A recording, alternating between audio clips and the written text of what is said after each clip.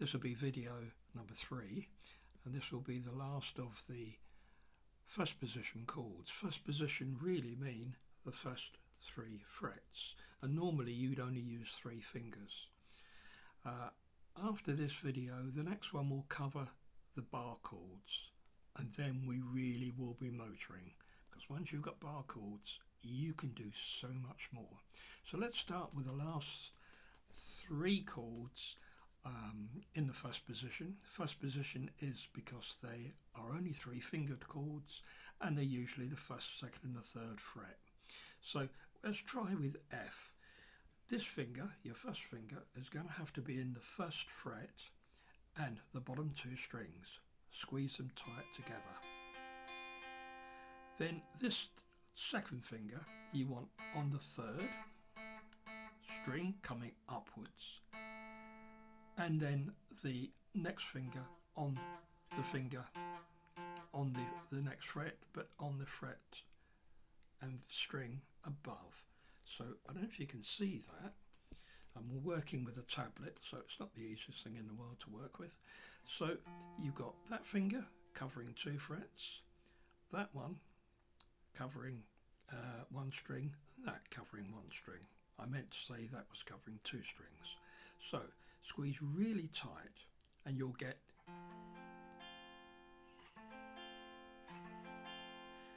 now that's quite a nice chord, but not easy to get. Okay, now for the next one, and there is some debate, you might say, as to the best way to do the chord. I personally use my little finger on the 3rd fret, my 3rd finger on the 3rd fret, so you've now covered both these strings, one with the little finger and one with that finger. Then take that finger in the A string, second one down, in the 2nd fret. Okay, so you got that one on the E, that one on the E, and that one 2nd fret on the A.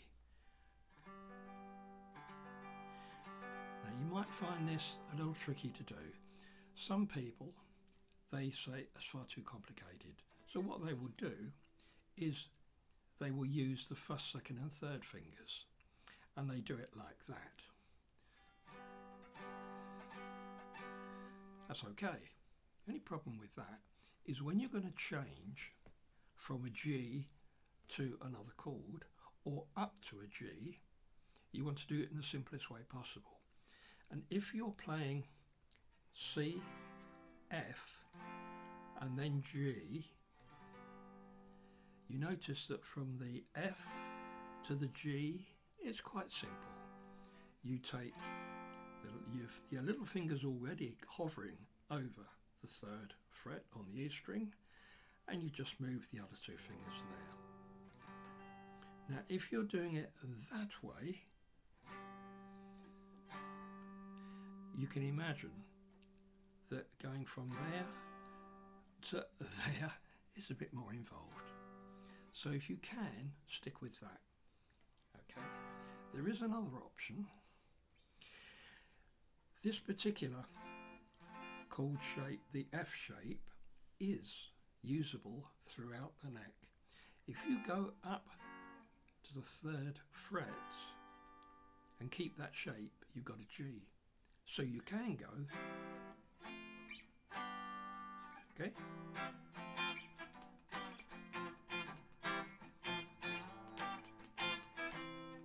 so it's up to you. So there's the F, the G in that position or that position. Okay, now I've got one chord which you won't really want to do, and when I was learning, I kept it to the very, very last one I ever tried, and that is B. It is a B of a chord, I promise you. The only way to describe it is that you need this finger on the D string, so it's also got to cover the G string and the B string. Right, now this first finger has to go here. That's the E string on the second fret. But it's meant to actually cover the whole of that, because you need to do also the E and the A at the top.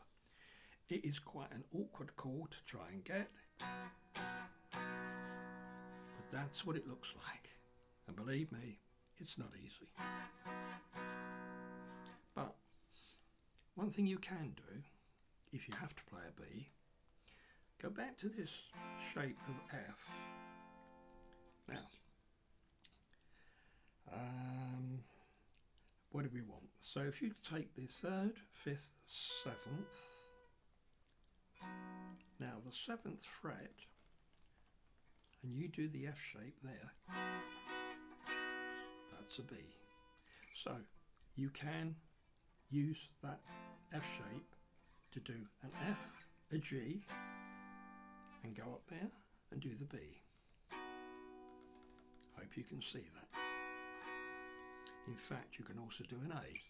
That's an F in the 1st fret, taking the 1st finger there. The 3rd fret, that's a G. The 5th fret, that's an A. Take the 7th fret, that is a B. That's quite good for arpeggios.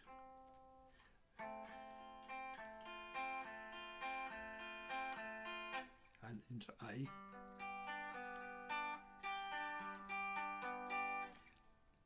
G that was, sorry. A. And a B.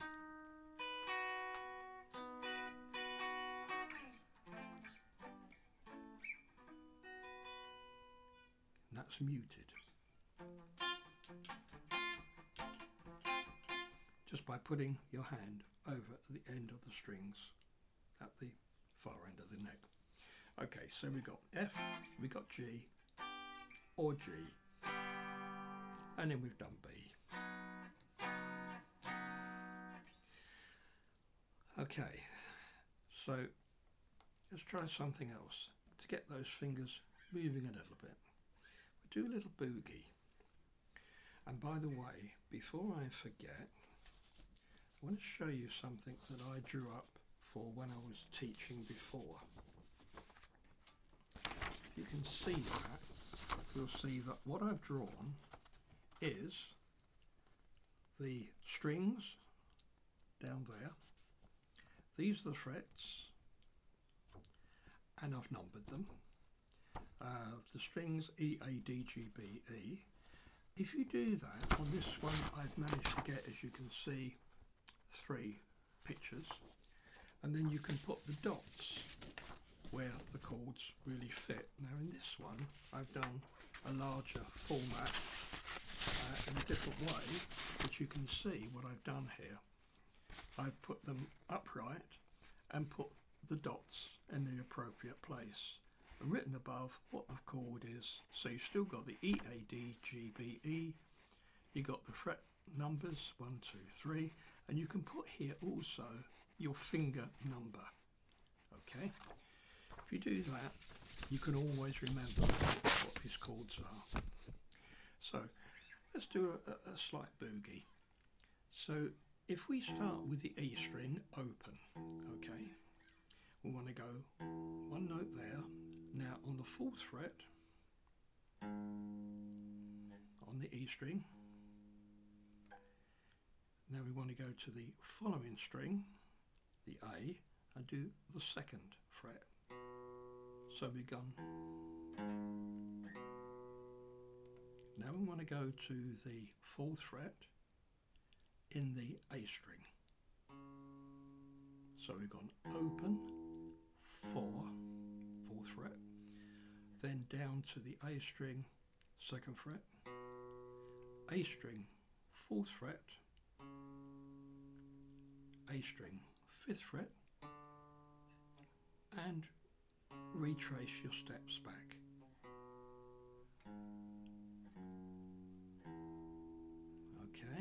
that make sense?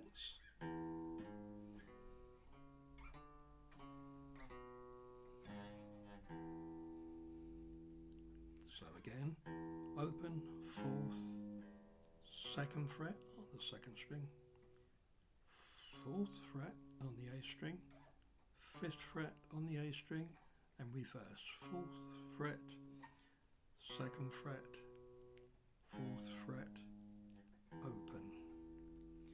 Now you can do that in a number of ways. You can mute it,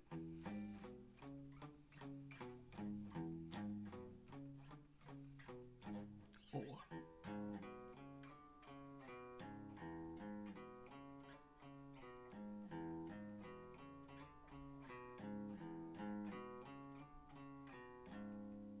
okay, we're playing this in the key of E, so if you had another guitarist with you, the chord of E will do for that.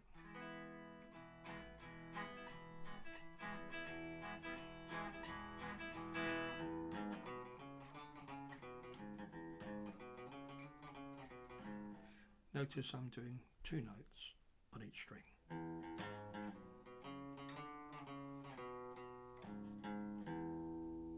It's just moving the plectrum up and down, that's all.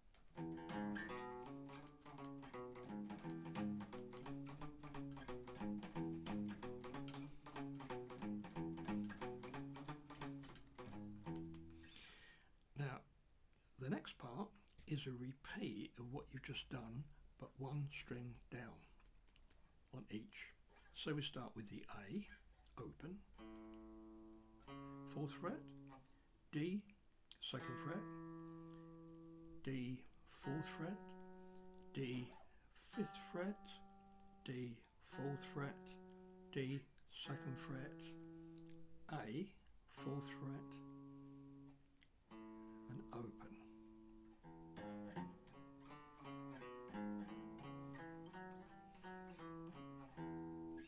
Okay, so see what you can do with that.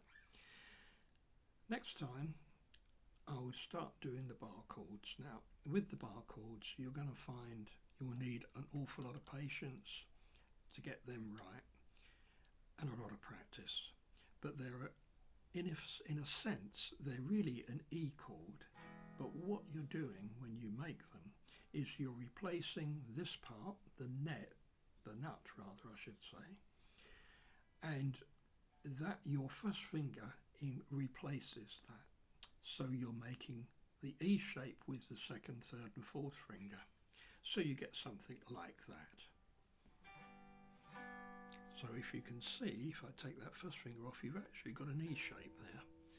Put that. Now with those chords you can mute them,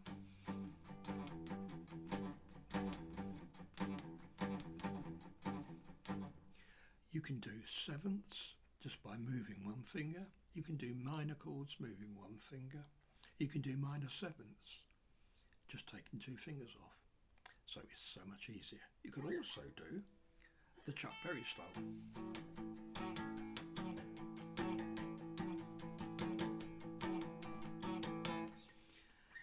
Also, when you've learnt these, and we'll go right through them, you can play in majors, you can play in flats, or you can also play in sharps. So you can do flats, sharps, majors, minors, minor 7th, minor 6th, 6th and 7th chords. So A7, quite easy. 1 finger off, that's it. One other thing, because when you do a solo, you tend to be working within the notes of a chord. You can actually do what we call a pentatonic scale, and you can,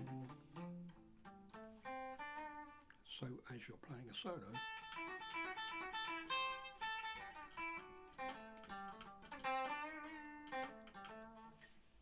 what we've done is use the chord as an outline and just played around it. Simple to do. I know you'll say, well, it's okay for you, you've done it for years. Very true. But once we get those bar chords, you'll start to see that we can do something really interesting. And we can cover things like intros, which very iconic in their day. They do date a bit, but we can also do some more modern intros. We can learn how to do arpeggios, which is quite easy to do. You just have to get your right hand to play a certain sequence, that's all, and you just hold the chord. So, see whether you can do something with what we've done.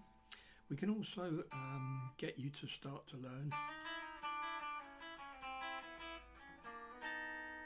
that style, which is basically rhythm and blues.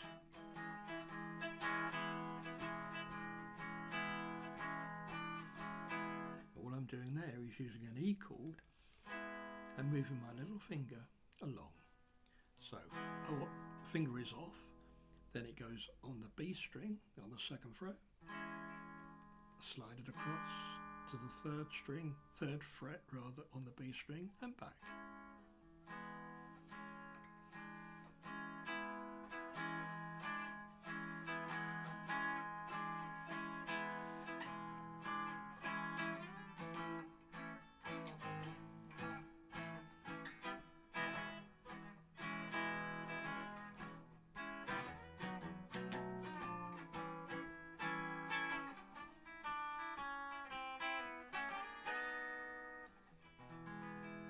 So give those chords that we spoke about earlier a try, and then next time I'll do video number 4 and we'll really get into some real playing, and I mean real playing. So I hope you've enjoyed what we've covered today. Don't forget F, G or G there, and of course don't forget we've got the pick of a chord, the B. And I don't blame you if you don't want to do that one, because I didn't. When I learned that was the last chord I ever tried, I went elsewhere and used the F shape until I really got the hang of it. So good luck. I've put together now the 3 videos, all one after the other, on YouTube, because I've gone back and found the first 2 have now disappeared. So I'm going to replace them with 1, 2 and 3, and I'll name them as video 1, video 2, video 3.